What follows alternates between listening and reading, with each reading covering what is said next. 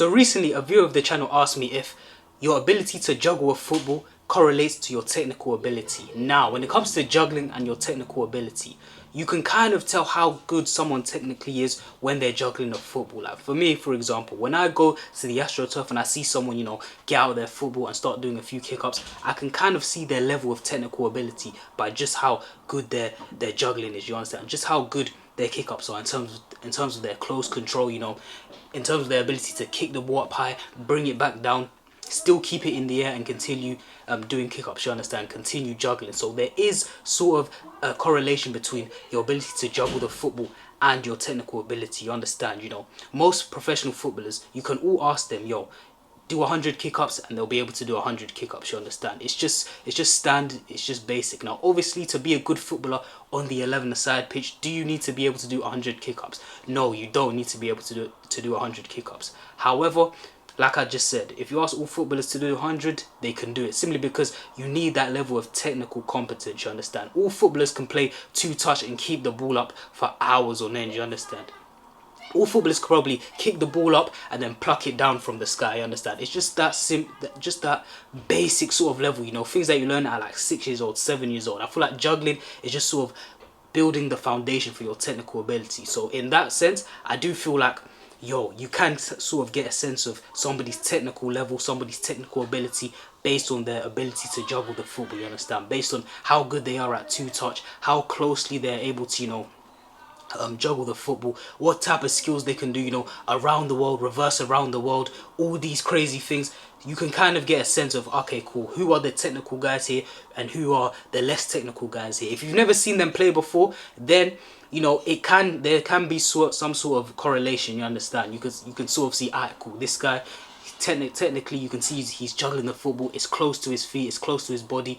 Yo, when he kicks the ball up high, he can still, take it with the instep of his foot and, keep the ball up and keep juggling, you understand. There's a sort of correlation there. However, it's not always the case, simply because when it comes to juggling the football, there's so many different factors in a match day that doesn't occur when you're juggling the football, you understand. First of all, your opponents. Obviously, when you're juggling the football, there's no opponents. So juggling the football, you're not required. There's no sort of spatial awareness required. There's no sort of, having to handle pressure from your opposition. There's no sort of sense of you having to, athleticism comes to play, your fitness comes to play, having to close people down, having to relieve pressure off your team, having to play out of a press, all these different sort of things. And obviously with juggling the football as well, everything is in the air. When you're playing a match, majority of the time it's on the ground, you understand, unless you play for one of them teams or one of them managers who just love to, Stoke City, Sean Dice, and just sort of launch the ball up to the big man. But most teams, especially in the modern game, want to play football on the ground. And obviously when you're juggling the football, everything's in the air. So just because you can do an around the world, very, very good. Just because you can do a double around the world doesn't mean you can go at your man and do a double step over very swiftly, push it into space, get past your man and deliver a cross or score a goal, you understand. It just doesn't correlate. One's in the air, one's on the ground, obviously. So when it comes to juggling the football, it's just one of them things where it's like, you should be able to juggle football pretty well. Like I said, if you're a competent footballer, you should be able to do 100 kick-ups, no problem. You should be able to do with both feet. I think you should be able to do, an around the world, reverse around the world. You should be able to do a little glue touch. Even taking the ball off your chest, you should be able to do, the little Zlatan thing where, he'll kick the ball up and he'll sort of just hold it with his chest like that. Kick the ball up in the sky, be able to pluck it down, kill the ball dead. I feel like when you get to a certain age, maybe around 15, 16, you should really be able to do all of those things, because in my opinion, those are just the technical basics, you understand. Juggling is just a great way of technical basics. Even with like playing two-touch with your friends, you should be able to keep the ball up and have a good rally with your friends, you understand. You should know basic things of like, alright, cool, in this situation, the easiest way to keep the ball up when you're playing two-touch with your friend is with the instep of your foot. Whether it's your left foot or your right foot, doesn't matter. But when you're literally just bouncing the ball back to each other, just the instep of your foot, you understand. All professional footballers can do this. I'm pretty sure we've all seen the clip of Jack Grealish and Phil Foden. They're doing it from quite a distance as well. You should be able to do it from quite a distance. Obviously, you should be able to, the bare minimum, do two-touch with like the distance being like this. But them guys, they're doing it with the distance like this, where they're fizzing it into each other. They're taking a touch and then they're sort of slicing across the ball, sort of that mid-air daisy car where they're using their laces and they're just sort of just hitting the ball to each other, taking it on their chest, taking it with the instep of their foot. You should be able to do those sort of things, but doesn't really correlate to being a what's called a great player on an 11-a-side pitch. I've seen some great players, in training. They keep the ball well, they never drop the ball, they can do the toe bounces, the around the worlds, they can do all of that. You understand? They can keep the ball up, bring it down, do the Neymar touches, all of that. But then on the pitch, they're just not that guy. You understand? Maybe they have a physical deficiency in their game. Maybe they're just not that physical and they get bullied off the ball up. They don't really know how to protect the ball. Maybe it's just a case of, yeah, they're good at all of these technical stuffs, but the groundwork, their first touch on the ground isn't really great, or they don't really know what type of touch to take. Maybe it's that they're just not spatially aware on the pitch, so they get caught on the ball.